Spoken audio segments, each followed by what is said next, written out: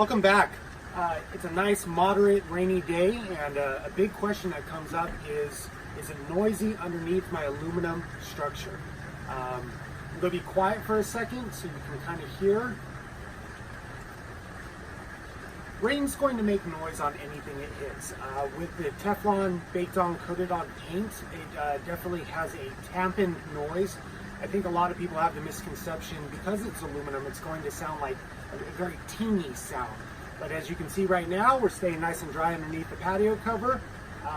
The rain is coming down at a good pace, but it's not as loud as a lot of people think. And we wanted to shoot this video and take the opportunity to kind of show you what it sounds like underneath.